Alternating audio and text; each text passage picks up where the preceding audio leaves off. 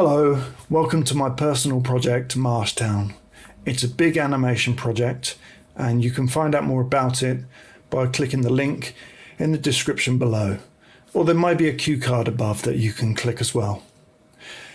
I've done a couple of videos on world building and writing the story for this animation. Today I'm going to condense that down into a script that could be used for referencing for storyboard working later on. So let's get to it.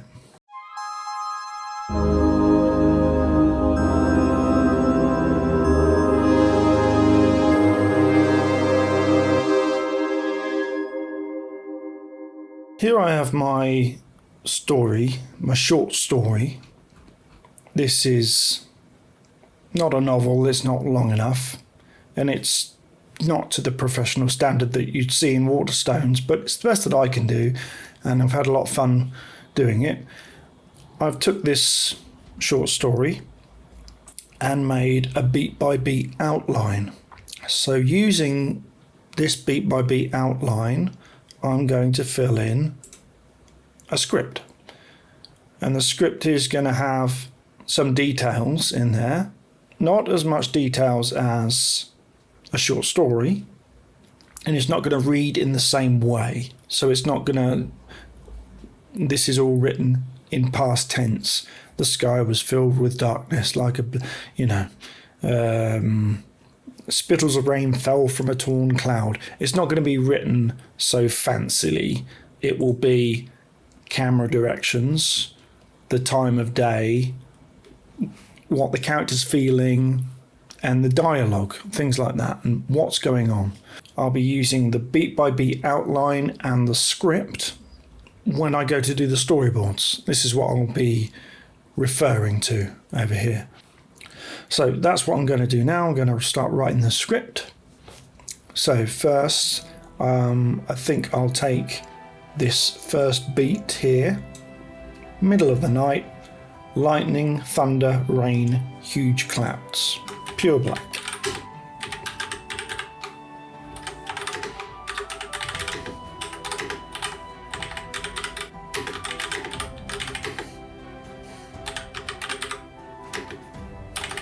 As another thing that will be maybe introduced is some sound cues if I've got an idea about what kind of sound I want to use. So pure black, the sound of thunder and rain fades in. Flashes of clouds.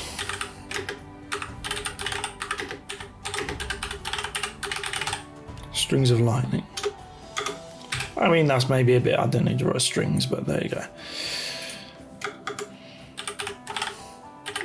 So a pure black screen, and then the sound of thunder and rain starts to fade in. And then we see like flashes of clouds appearing with the lightning. So as soon as it's there, it's gone again. Then we see bolts of magic. So we're going to have to maybe use a different color for that, just to differentiate it from the lightning. So I could write that in.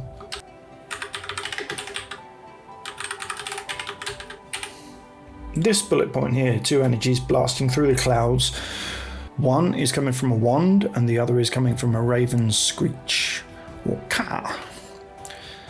Caw. So we see bolts of magic firing to the right. We need to make sure that's a different color than the lightning. I'll leave that in there. I mean, I've changed the lightning to strobe lighting, so the whole screen will just flash white, and then we can see a cloud blooming and fading back into complete darkness. So we see bolts of lightning firing to the right. And I've written a note there for myself, use a different color than the lightning. Use a different color, so we know the difference between the lightning and the magic. Returning magical pulses vibrate back to the left. So this is going to be coming from the raven. We don't know that at this point, but it's going to look different. So we're going to have sort of Harry Potter wand magic, if you like, that kind of lightning bolt of magic firing this way, and then a sort of like a vibrating. I'm thinking in my head, if you've ever seen the scene on the Marvel Incredible Hulk, the one with Ed Norton, and the army come in, they fire this big, they got like some sort of satellite dish on the tank, and it's firing this pulse at him, and it's sort of slowing him down. That's what's in my head when I'm thinking of this sort of kind of thing. Right, so what's next? We see a silhouette of a girl falling through the clouds. Follow vertically slow and then faster and faster. So I've got a bit of camera direction there as well. Okay, I've just literally copied and pasted this over from my bullet point over here and pasted it in. There's no reason I can't do that. Then I can change things if I need to. There is some camera direction here. So we see the silhouette of a small girl falling through the clouds. Follow vertically slow, then faster and faster. I think that's about as much direction as we need there, really. Okay, I'm thinking crane shot.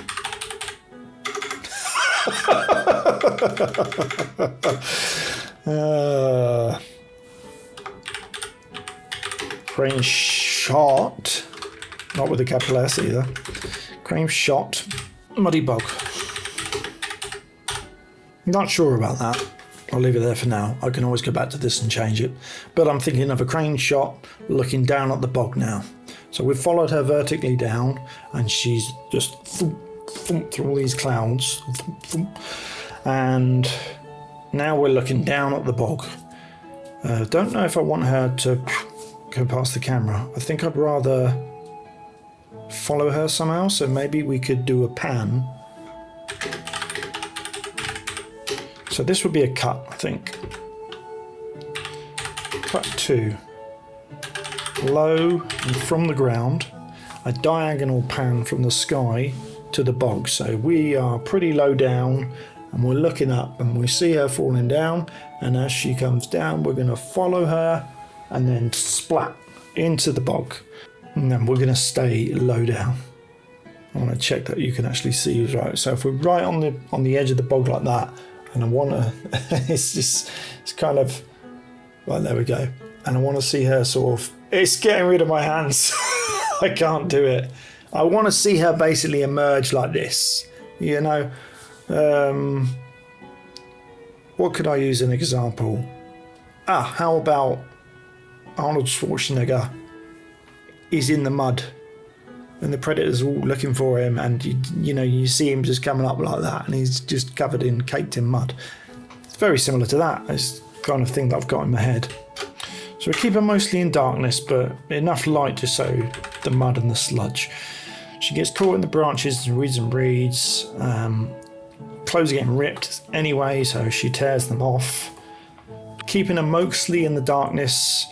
There isn't any sunlight. There isn't a lamp nearby. We're literally working with moonlight here. We're not getting ambient light. We're just kind of getting pale blue. So everything's going to be quite blue and grey here. There's not going to be a lot of colour in these scenes. Okay, we can show a face, and this is sort of a semi-reveal of the character. So we're getting a reasonably good look at the character. We can't make out a lot, obviously, because she's covered in all this stuff, but we can tell now what fell was a girl. We can make out her face. We can see her hair a bit. We can kind of see, okay, who is this? The rain stops. Right, now I want to keep this mud on her, so I'm stopping the rain. I'm playing God. Maybe I'll just have it spitting so it slows down a little bit. I don't want that all to come off yet, and that's because it's going to come off later. Now we get another reveal. The wings. The wings. Right, now I need so I'm going to maybe add another camera direction here. So I know I said very low. I think what I should add here is, I should... establishing crane shot, because we're seeing, this is the first time we see an environment, so I'm going to add that. It is establishing, and then I want to cut to a medium shot. Did it again. Medium shot. There's a lot of cuts here, so maybe we could zoom into a very low, close up camera shot. We've had from a distance in the silhouette, and then we've had a bit of a medium shot, but she's flown past. Now we're going to zoom in and get a proper look at her. I like that actually. That's much better than what I had down there before. Okay, so here's a reveal. We've got the wings. She's gonna try to open her wings out, and we go, oh, it's not a girl, it's a fairy. But one of them is just gonna sort of tremble and not be able to open. She's sort of, I don't know, she's bruised or sprained it, sort of, if you imagine this is the wing, she sort of bruised or sprained it there, and she might have a rip in there somewhere. This is all to keep her in the location. She can't fly away, so she's got to hang around and heal up a bit. So all this is a one shot. And when I say close, I mean sort of maybe hip height to head, something like that. I'm not talking about an extreme close up of her face. I'm thinking torso, so maybe I should specify that. Keep in close up, torso to head. This is for me, so that I can look at it and figure out what I'm thinking, or what I was thinking. It's all planned out, and I know what I mean, and I'll look at it and go, right, okay, this is what I need to draw. What I should do actually is have all these camera movements in capitals. I have changed a little bit of the formatting here. I've used some capitals and it makes it a bit clearer for me. So all the camera movements here, I'm going to put them in capitals. So I've got establishing crane shot, cut to a medium shot, blowing from the ground, zoom into a low close-up, and that's where we're going to stay in that close-up pan. Maybe I could put a little bit about how she's thinking, how she's feeling at this point. Added a little bit of what's going through her head. I feel like I haven't done anything like that a lot. And maybe I need that to show it in the face somehow. But she's cold and wet, obviously. Disorientated because she's just done a meteor job into the ground. And she's pumped up. The adrenaline is coursing through her veins, and she's, you know, like she's had 1,000 coffees. Yeah, then we have this hoverfire scene, right. What kind of camera movement could I use? I don't need to use a camera movement with every single thing that happens. That's just going to be too much. You know, quick cut through the actions, you know, action-packed scenes.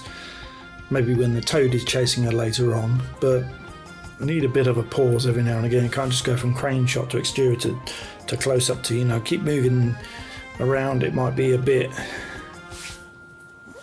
overwhelming for the viewer, maybe. So that's what I thought maybe we'd stay in this close-up shot for a little while. So yeah, and it's going to buzz around her face, and she's sort of start flapping her arms. Then I just want this tongue to just in front of her, like it's out of nowhere. You don't even know what's just happened. So should I stick with the medium, or should I sort of zoom in? I mean, I'm wondering here if there's some sort of camera movement I should use to enhance that sort of panicky feeling.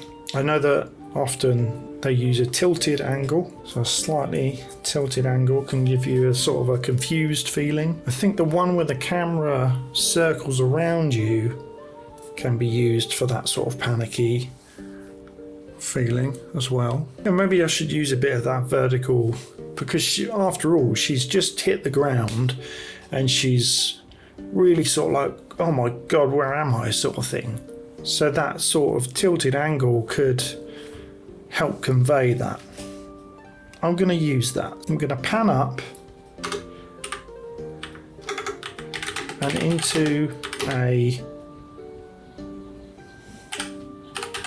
tilted angle.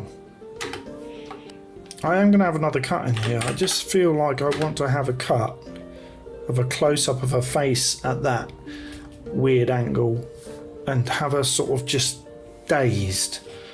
That would be quite cool, I think. Yeah, I want to do that.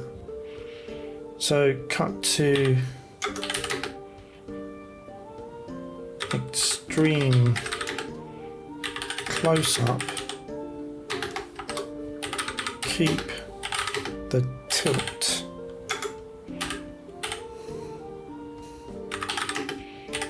She blinks and tries to focus her eyes.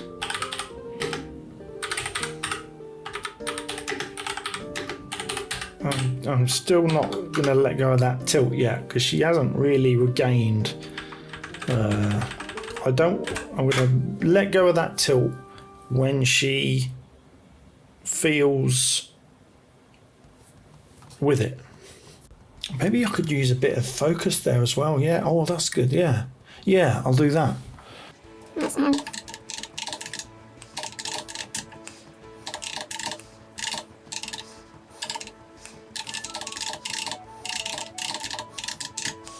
Yeah, we'll do a little bit of sort of focusing the camera in and out, and that might help to tell us that, you know, if you've ever been like boofed in the head and you just eyes go a bit foggy for a little while, and you know, if you've ever fallen over and hit your head or something, I hope you haven't, but if you have, you might know that feeling of whoa, you know, like being drunk a bit.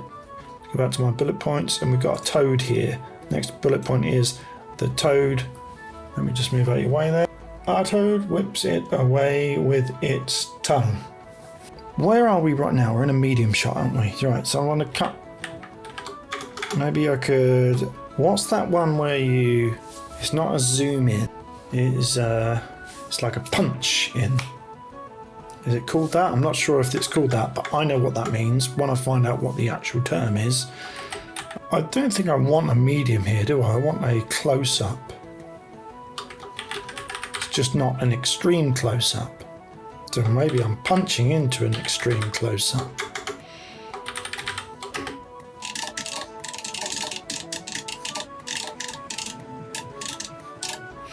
Right, tongue's going to whip past her face and it's like Ali G, and snatches the hoverfly. Now, how should I transition to the toad? Because now I want a close-up of the toad. Now I want to sort of... Maybe I should have her sort of, as it goes past her, just look down, or just her eyes go down, or something like that. It's too quick for her to follow it, so it's not going to be like bang and then she follows the tongue back. It's going to be like whack and then me Julius looks down there. So let's just have her eyes follow it. We'll cut to this close-up of a giant toad. Let's say if she's sort of that big, let's have the toad just about the same. Yeah, the toad's about the same size as her. Height-wise.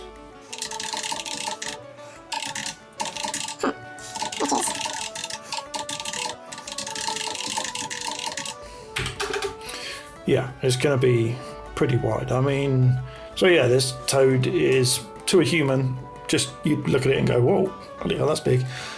But you wouldn't be scared. Well, you might be scared, but if you saw a toad the same height as you, you know, that's like Boss Nass from Star Wars. You're going to run away from that thing. That's going to be really scary. So for her, this is just massive. On my next bullet point, if I do, I'm just going to move this over a bit so you can see it. She thanks the toad, but it starts to chase her.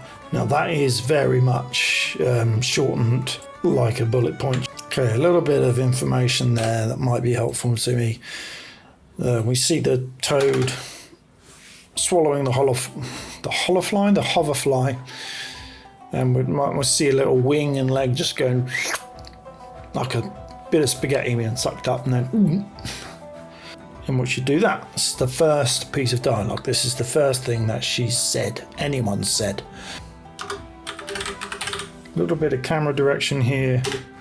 Patchy Celeste. I want to say close up. Torso.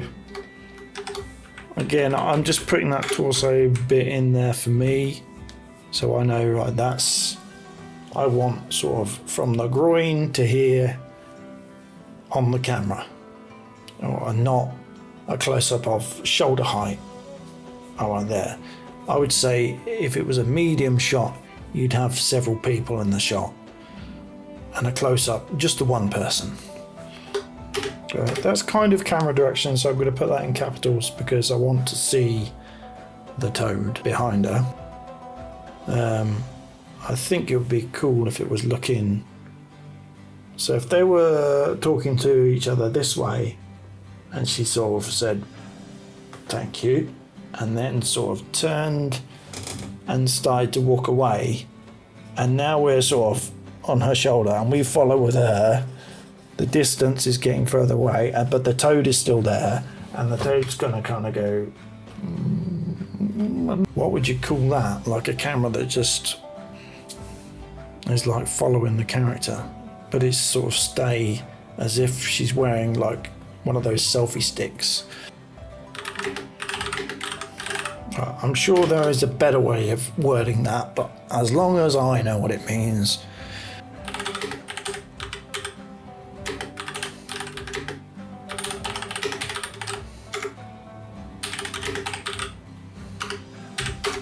So that I think would be quite funny if we started out here and then we got closer, and then she sort of stops and looks suspicious, and then she sort of just looks that way, and then we pan the you pan the camera that way.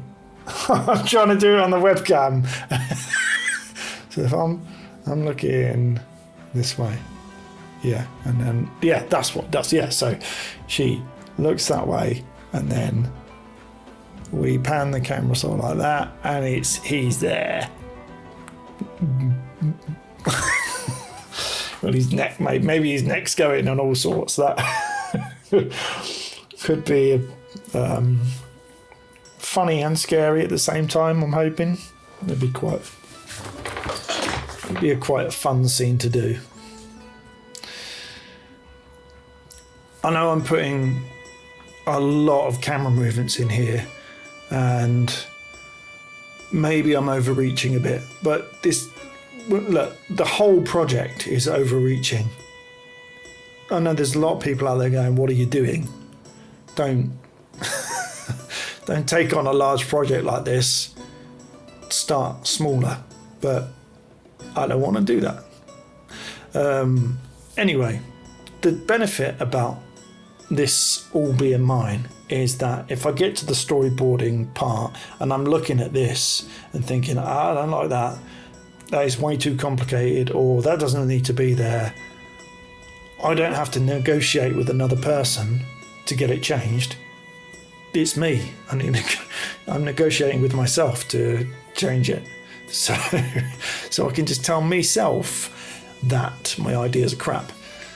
So yeah, that's the benefit. I don't answer to anybody.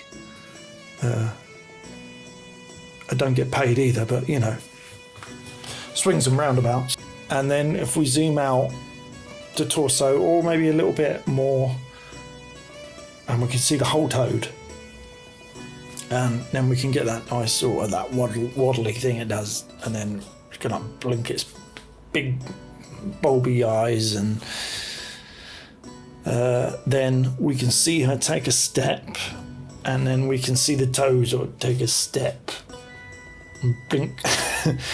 And then she's thinking, oh right, okay, this thing wants to eat me as well. Bolts it, so she's just going to run straight past the camera. So we keep the camera there, past it. Okay, she runs past it.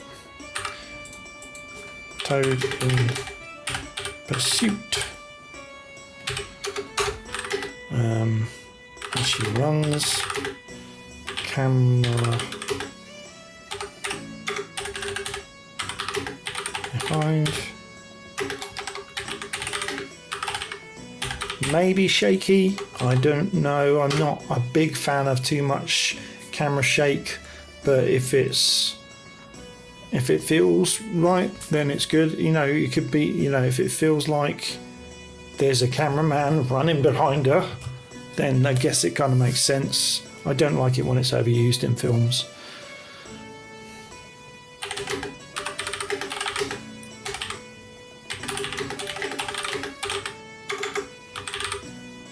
Okay, so the camera's going to follow up behind her, and we're just about this height maybe, and she's running, and no, I think a bit further away actually. Torso. Yeah, let's do torso again. Maybe shaky cam. We don't see the toad at that point. We're just going to see the tongue smacking on the back. Then we'll have a reverse shot about the same height, and then we'll see the toad like bounding after her, hopping, I suppose, and have that tongue like pop a snap out at us. That could be quite dynamic. I know what I want to do here. I'm going to keep the same shot, so we're going to be running along with her like this, looking at her face, and then we'll change the focus from her to the toad, and we'll see the toad just go, I don't care, and just sort of give up. So you can keep the same shot, but change the soft focus so that the toad is the sharper image, and I think that is where I'm going to leave that for now. So I think I'm going to keep it there for now, and I think what I might do is just take what I've done so far in this script file here. Let me just pop this out. 3 pages of script, and try to storyboard that and see if I come across any problems. See if I feel like there's too many camera movements, this is too erratic and confusing. I think that at the moment I'm quite comfortable with it, because I feel like the first few minutes of this story is where all the action happens. She's just running into one problem after the other.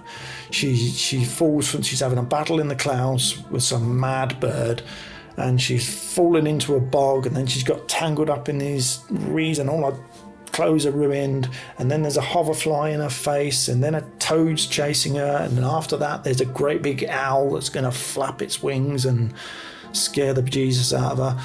And so I feel like if the camera is erratic and confusing and cutting all over the place, maybe it's helping us to feel the way she feels, so maybe it actually fits quite well.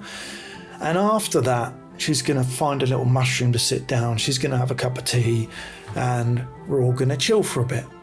And so maybe that's where the camera should chill for a bit, and we can have long 2-3 minute scenes where the camera doesn't change at all, and that might help to balance things out. But yeah, I do hope that there's people enjoying this. At the time of making this, I don't know if I'm going to get 1 view or 50 views or whatever, but I hope that there's someone who's interested in this process making that wants to watch it. I know that I am not a professional. I'm under no illusions that I'm a writer or a screenplay artist or a storyboard artist. I'm a hobbyist. I love this kind of stuff. I wanted to do something. I wanted to make a project, and I thought, well, why not put it online, even if it's not to studio standard. Let's be honest, if it was studio standard stuff, I'd probably be working in a studio. I wouldn't be making these videos. And there's, not to knock people too much, but there's people that put videos out there where they don't do anything. They just sit and watch other people's videos. I mean, to me, that's not a talent as such. So yeah, why not share my creative process with you, and maybe someone out there will enjoy it, and someone might think, hey, you know what, he looks like he's having fun, I might want to try doing something like that myself. Go for it. Do it. Anyway, that's enough waffle from me. Hope you have a great day. Hope you have a productive day. Hope you have a creative day. See you later.